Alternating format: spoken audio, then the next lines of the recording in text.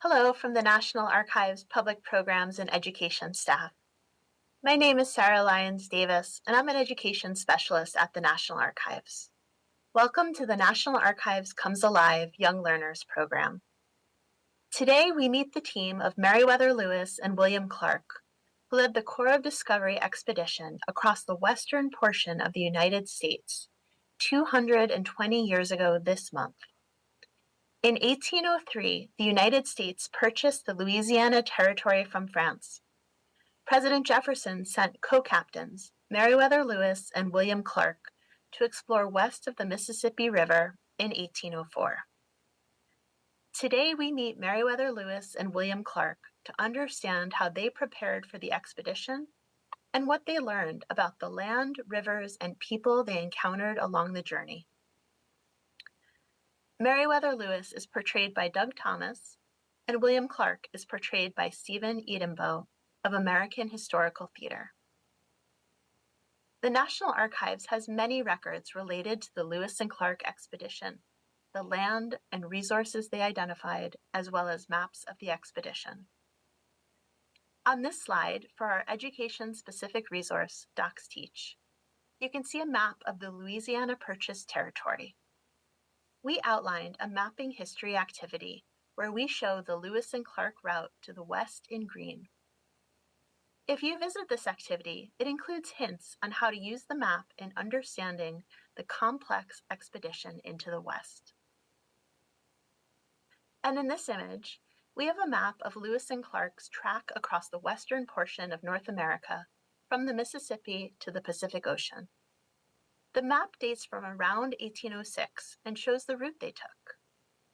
This map was created by William Clark to help document every site they encountered along the way.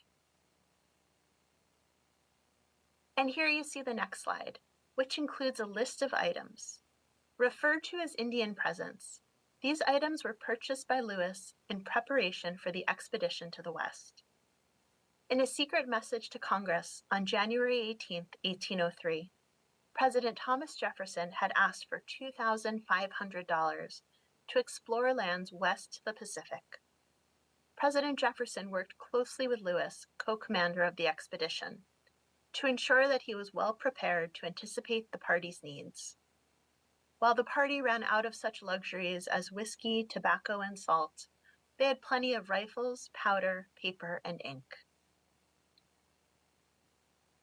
And in this educational activity, which includes a full transcript of a 3-page letter, President Thomas Jefferson sent this message to Congress, communicating the discoveries of the explorers Lewis and Clark on February 19, 1806.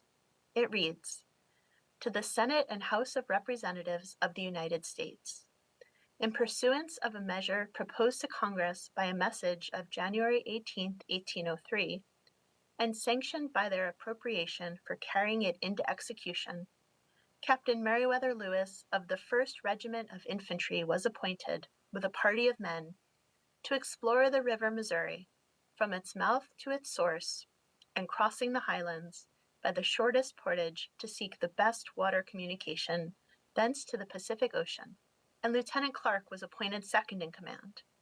They were to enter conference with the Indian nations on their route, with a view to the establishment of commerce with them." You can access the full letter and transcript at our docsteach.org resource. And today's program is brought to you from the National Archives Public Programs and Education team and the National Archives Foundation.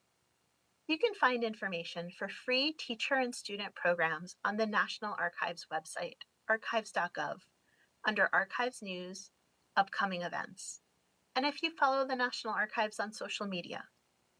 So now, let us meet Meriwether Lewis and William Clark to tell us about their expedition. So, hello. So, can you, if you'd like to introduce yourselves quickly? Oh, that'd be a pleasure, Sal. Thank you for having us. I am Captain Meriwether Lewis. Pleased to make your acquaintance. I am Captain William Clark. Pleasure to meet you. Thank you so much. Can you tell us the purpose of this expedition we've started hearing about? We had many goals that had been outlined by President Jefferson and others for the exploration of this brand new territory. Effectively, the size of the United States doubled with the Louisiana Purchase, but we didn't know what all was out there. So we were interested in exploring this territory, finding new plants and animals, making contact with the Indians that lived there. And of course, there was that all elusive goal that we had. To find the Northwest Passage, that was ostensibly the main purpose of it, but it was an impossible goal, as it turned out. I hate to break it to you if anybody was dependent on this for their business ventures, but Go gently, sir. Go gently. there is no Northwest Passage. And for that, we have to blame the Rocky Mountains. Rocky Mountains. Oh, They're a lot bigger than we thought they were going to be. indeed. Well, thank you. And I know your team made a number of discoveries along the way. Are there any animals you encountered and discovered? We discovered quite a number of animals. We discovered or documented 122 animal species that were unknown to Western science. And so we pick a few, I suppose, to speak of this day. We had, what was that one? The barking squirrel. One of the members of our expedition called it the prairie dog. We called them barking squirrels or the I French don't think trappers. that's going to catch on. No. I think barking Barking squirrel squirrel is better. sounds much better. I think they're going to end up calling it that. The French trappers and boatmen called them petit chien. They made little yipping sounds and they poked their heads out of the burrows. We eventually did capture one. Yeah. It took us most of a day though. We tried to smoke them out. We tried to flood them out. Finally, we had to dig down into the burrows. Turned out those villages they lived in underground went on for miles and miles. There were thousands of them in there. But we finally got one of them. That was one we could send back to President Jefferson. See, what else did we come across? Well, there was the pronghorn. Oh, right. We saw these pronghorn. They looked like, well, they were moving so fast that we don't know. We didn't know at that time exactly what they looked like, because there'd be a herd of these animals running, like you might see a herd of deer or something like that, running across the plains. But much faster than deer. Much faster than deer. They were going so fast that we couldn't catch or trap one, and it just looked like, because they were sort of a grayish brown, so against the grasslands, it just looked like this gray wave going across, almost like it was made of water. They would move so quickly, and we couldn't catch one, but they could not outrun a bullet. So we did eventually bring down samples, and they were, if you looked at them, they had long spindly legs, and they were essentially all lung. It was just a big rib cage. Almost, you know what they look like? Like if a deer and a dachshund were a sort of, friendly with one Never another. seen anything quite like it in the eastern part of the United States. And now there was another creature that we came across. Now, when we say we discovered these creatures, there are other people who lived out there already knew about them, but we recorded them for science for the first time, or at least for the first time that was recorded for long term. Now, there was one we'd heard a lot of stories about when we got to the Mandan and Hidatsa villages along that northern bend of the Missouri River that you showed on your Purdy map that you showed there earlier before we came on here. The Indians referred to it as the Great White Bear, but it wasn't really white all over. No, it was. They sometimes called it the grizzled bear because the reason they called it the Great White Bear is it had a tawny brown fur, but on its chest the hairs were sort of whiter and twisted or grizzled, and so we heard stories about these, and the Indians told us they're going to be nearly impossible to kill. We didn't believe they spoke in words of reverence because they thought that these great bears were almost unkillable, and we thought, well, that's because you have bows and arrows and indifferent firearms. We have the finest arms. They didn't even have rifled firelocks. They had smooth bores. So we thought we would have no problem bringing down these great big bears. Because I've been hunting bears since I was 12 years old. I've seen bears. I've hunted bears. Not a problem. Not that scary if you have a rifle. However, these bears were somewhat larger. Never seen anything like it. The Indians would hunt them upon occasion, but they often would not use bow and arrow or these firelocks that they had. Instead, they would go with a tomahawk or a war club, because what they said is if the bear did not consent to give up its spirit, didn't matter what weapon a man used, couldn't bring it down. Now, we thought that was ridiculous. Again, but after a few interactions with these critters, we found out that I can see why they came up with that idea. Came to have a healthy respect for them. One of them took 10 shots to bring it down, two through the lungs.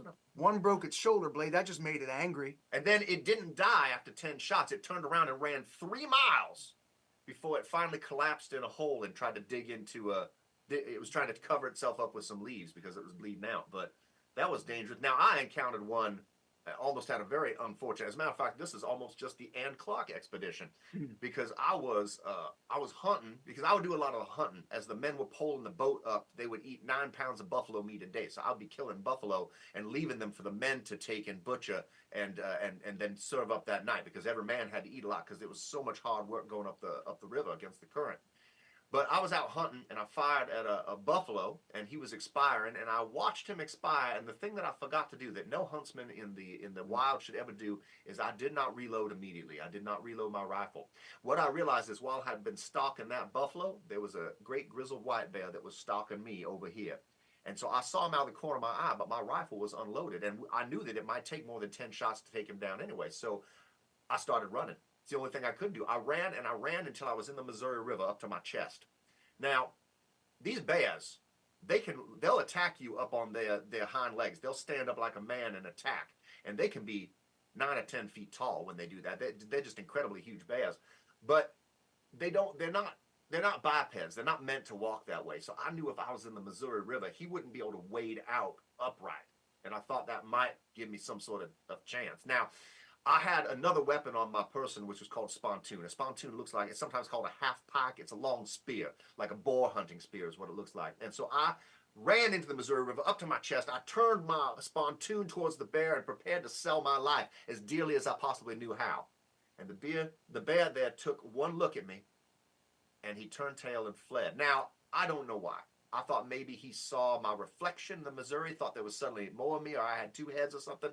Captain Clark has an interesting theory about all this. I think the bear saw a mammoth behind Captain Lewis on the other side of the river. We never saw any mammoths. No. That's one of the things we were out there looking for. One of the animals we didn't discover. Mammoths, giant animals were found. President Jefferson found bones of. I later, after the expedition, did led a dig at Big Bone Lick, Kentucky, digging up a number of the bones of these giant animals. Didn't see any of them on the expedition, unfortunately. But the bear might have that day. So that mastodon might have saved my life. Wow, that's such an exciting story. Perhaps a less dangerous question or dangerous story. I'm also curious about what new plants you might have identified, if you could tell us about any of them. We found some dangerous plants as well. We found some dangerous plants. What we found, we recorded 178 new plants, and many of those I would press samples. I had been trained in Philadelphia to take samples and pass them on so that they could be. I sent them to the American Philosophical Society originally. So when we came across the one kind of plant, almost killed us and but it saved our lives at the same time. When we crossed over the Rocky Mountains, almost starved to death in our crossing of the Rockies, because as it turned out, they're a little bigger than we thought they were going to be. We came down into the territory of the Nez Perce Indians. Now, they didn't call themselves that. We called them the Nez Perce. The name seems to have stuck.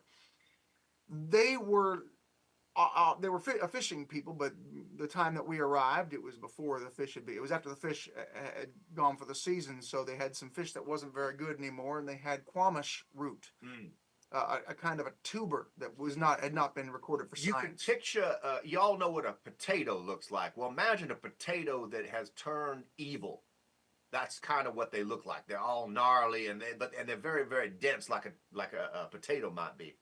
Well, much of their diet was based on these roots during the winter we arrived very late in the season. So we ate the food that was based on those roots. Tried telling the men to control themselves, but you try to tell a troop of starving men to control their appetites when they've just come back into an area where they can get some food. They ate too much of it, and that almost killed us. We were all laid out, because imagine what would happen to you if you'd just gone for weeks and weeks, eat 9 pounds of buffalo meat a day, then almost starve for 2 weeks, and then eat nothing but roots and bad fish. Well, won't go into too much detail. It was unpleasant. We'll just leave it at that. It was unpleasant. We were indisposed, and the Nez Perce could have made quick work of us if they had decided to. But that was the first time that quamash root had been recorded for science. So interesting, all of these aspects that you're sharing with us about this expedition. And so I have a question for both of you.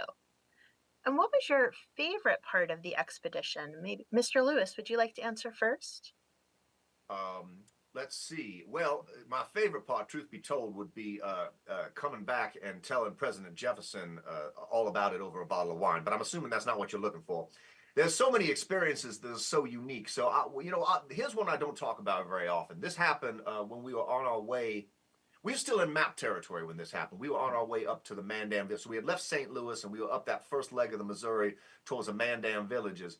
And we saw this cloud coming up all the way across the Missouri River. Of course, we're going upstream. We're on our keel boat at this point. We're under sail. We're headed up towards this great cloud. We didn't know what it was. Was it a fog? Was it?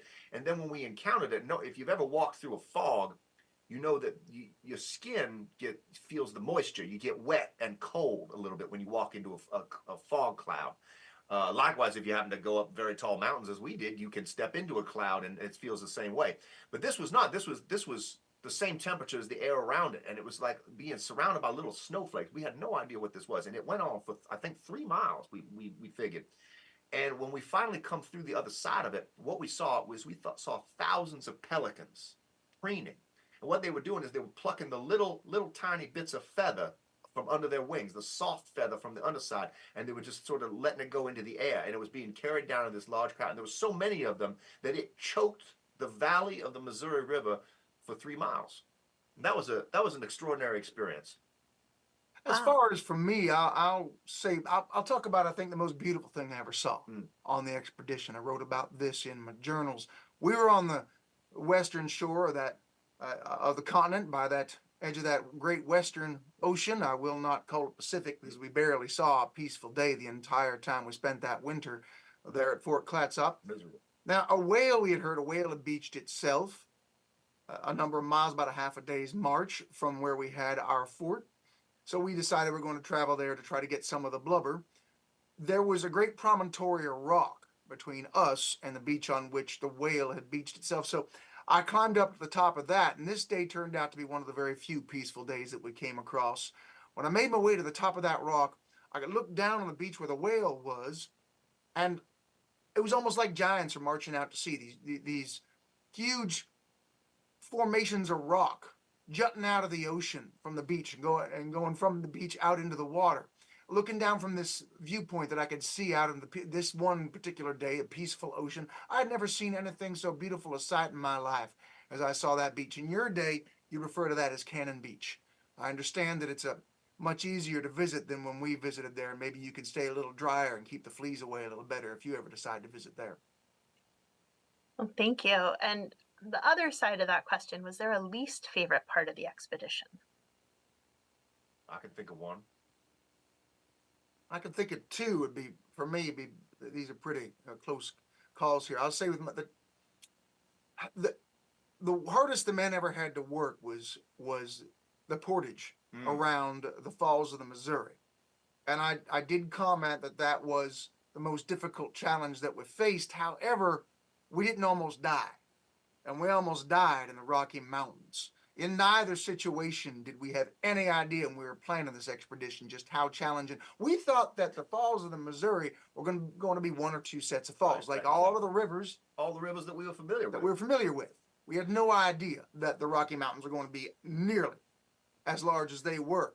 As a matter of fact, we assume there's a theory, and you may have learned about it if you've ever studied art. This idea of bilateral symmetry. If you take a person's face and you cut it in half this way, you got an ear on each side, eye on each side, nostril on each side. You take a leaf and split it down the middle. Likewise, it is symmetrical. Roughly the same size on each side. We thought that the continent was the same way. So we have the coastal plain and then the Appalachian Mountains. We assumed coming in the other side, we knew that there was a coastal plain because that had been mapped already by a fellow by the name of George Vancouver.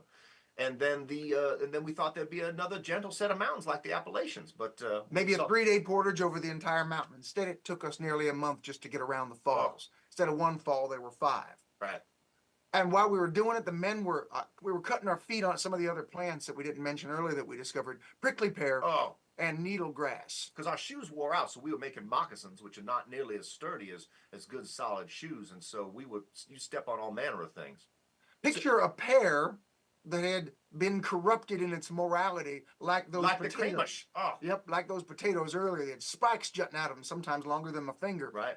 Cutting into your feet. I had so many cuts in my feet, At that point, I had a swelling, a tumor on one leg. I had, in your day, you'd understand them as infections. All the men's feet, they were just miserable trying to get through because there's no way to avoid them after a while, pushing all the load around these falls. So it's hard to say crossing the Rockies or Portage in the Falls. Which now I have another one. So because you would think coming back would be easier because once we got over the Rockies again, which was easier coming back because we knew which way to go. We had different guides coming back, so we used different passes. But the on the return expedition, we actually split the party into at one point 3 different groups.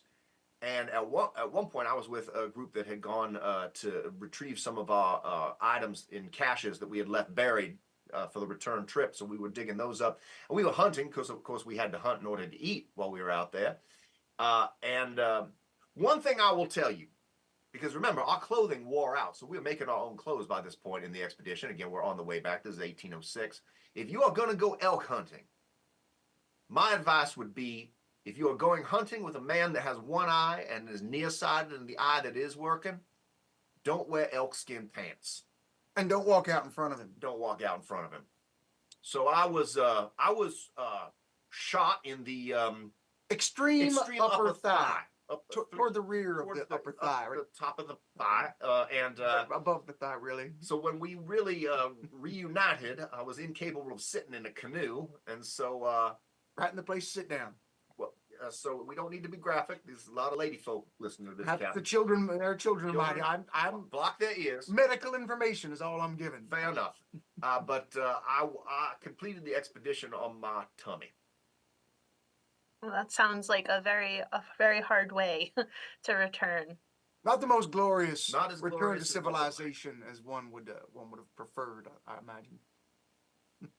And you told us a little about the food you ate and the energy required when you mentioned the buffalo. There are other types of food that you ate along the trip? Well, no, go on. Well, when we got to the Nez Perce and began making our way down through the fishing villages all along the Clearwater and the Snake and the Columbia, like making our way down, we were after the season of the fish coming in, so the tribes before the new fish had come up the stream. So the only fish, as we mentioned, were ones that were ill prepared. They had made some effort to smoke them so they were preserved, but they'd been around for a while. And the men didn't like the fish anyway, No. and they certainly didn't like that quamas root. They didn't like the evil potatoes. So one of the creatures that these tribes of Indians use for meat is dog. They keep herds of dog. So I kept track, and on the expedition, the men of the expedition ate 193 dogs.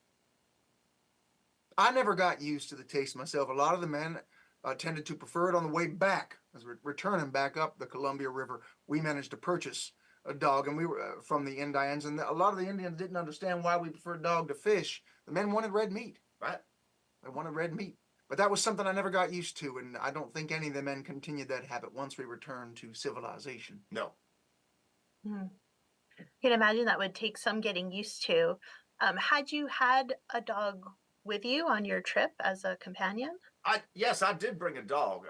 When I was right before the expedition was about to set out, as I was getting the keel boat ready, I purchased a big black dog, a Newfoundland dog, which I named Seaman.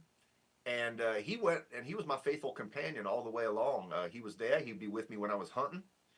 He was there when we were one night because we would camp on islands. There are islands in the Missouri River. That was the safest place for us to camp some nights. And one time, a buffalo swam across the Missouri River and came around our camp. Now these buffalo, for being as large a creatures they are, they're very docile usually. Generally.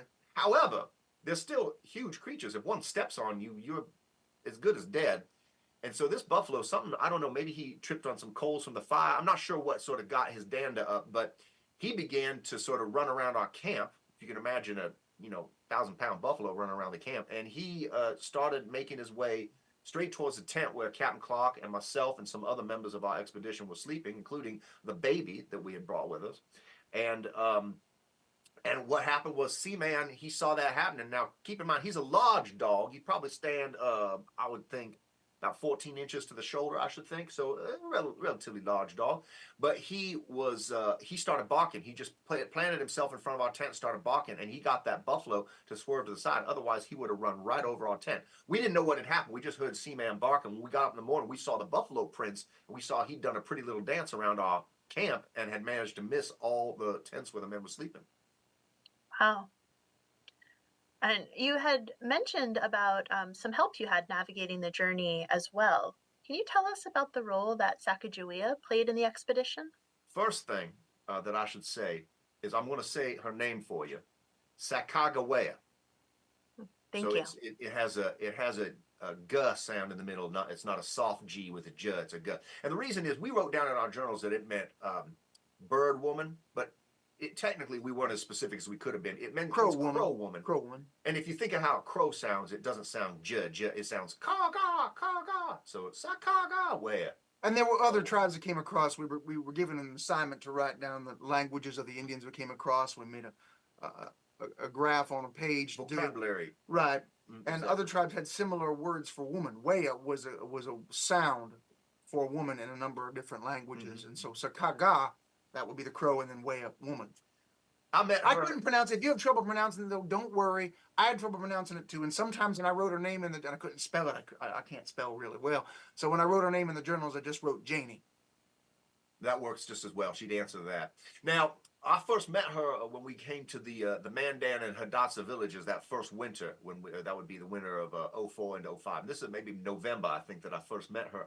She was suffering from a medical malady, and I won't, doctor-patient confidentiality, I suppose. I won't disclose the particular malady she was suffering from. But her husband, who was a French trapper by the name of Toussaint Charbonneau, he brought her to me because I had a reputation because we had brought modern medicines with us, and I actually had medical journals with me, so I could look up ailments and do my best to help to cure them. So we set up a lot of times when we would have a winter camp.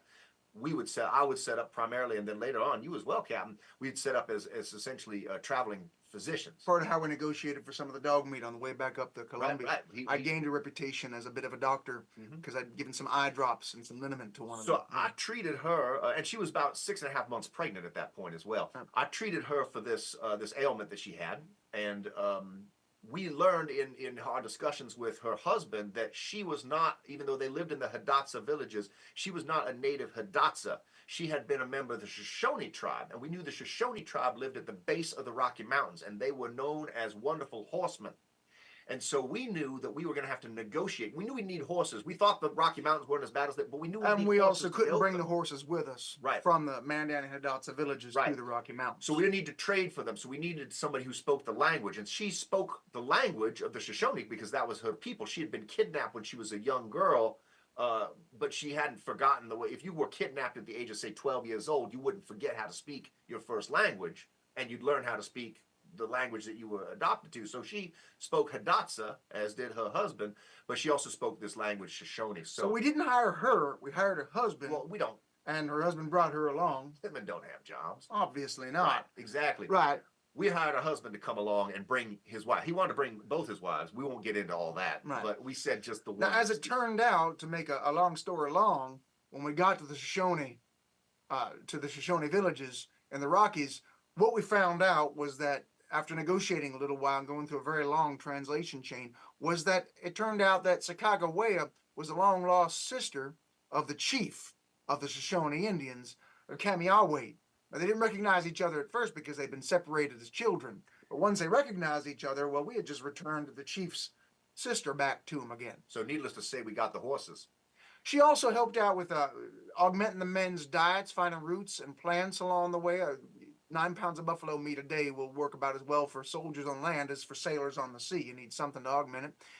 She helped guide us once we got into the area where she grew up, noticing landmarks and pointing us in the right direction. For instance, finding a creek that could lead us up to where we could find her people. On the way back, when the expedition split up, she came with my segment of the expedition, and she helped me find a pass. You in your day call it Bozeman's Pass, to cross over the Rockies eastbound, because my section of the expedition, when we split up, I explored the Yellowstone River, and she came with me on that. So she did serve as a guide there. She did the whole journey, the same journey that the men did, and she had a baby strapped to her back because she had a brand new baby. I said she was pregnant when I first met her. Well, I delivered her son Jean Baptiste the following February, just before a couple months before we set out. He's a cute little baby too. I just called him Pompey. No, because again, names. It's easier to spell than Jean Baptiste. Right. What an amazing story. Thank you so much for sharing about the Corps of Discovery. I know I've learned quite a bit. And I do have one final question for the day. What advice do both of you have for young people today? One of the things you will not spend much time hearing about in conversations like this, or perhaps even when you learn about our expedition, is very different than the adventures that we talk about or that might bring young people to want to read about us, all the fun things or dangerous, exciting things. But one of the most important reasons why we succeeded was because of all the boring stuff we did in preparation for the expedition. We planned, we studied, we packed, we repacked our pirogues and our keelboat. The packing and repacking took weeks and weeks, and then we would even stop for an entire day to stop and reorganize things in the boat. The study that Captain Lewis did for months and months prior to the expedition, the amount of time we spent training the men, finding the right men, then training them, all the preparation and planning and study and care that went into the expedition had more to do with the success of the expedition, I think, than any of the lucky episodes or moments that we might have in those stories. And any of the exciting stories that we tell were only possible because of the preparation we had done. I think you mentioned that we had enough, although we ran out of some items like whiskey, coffee, we ran out of that as well. But we had enough paper and ink and enough shot and powder to do the entire expedition another time had we needed to. I would say, adding to the preparation, I'd say if there's one thing that young people can take away from this, it's perseverance and endurance. Because at no point during this expedition was there a chance that we could walk away from it. And I think that what a lot of people face in the challenges of life is they decide that they don't want to go on with it. Well, I'm here to tell you that if you persevere, you will be successful. If you have enough preparation and you persevere, you will be successful. Well, thank you again, both of you. This has been fascinating and educational and enjoyable, and I've really appreciate both of your time with us today. Our pleasure. Thank you so much. My pleasure, madam. Thank you. So now one last look at the map of the Lewis and Clark Track across the western portion of North America, from the Mississippi to the Pacific Ocean. And I hope you can join next month for our Young Learners program with Sojourner Truth, to learn about her life as an enslaved person in New York who became an evangelist, abolitionist, and seeker for the rights of women. Thank you for participating in our program today.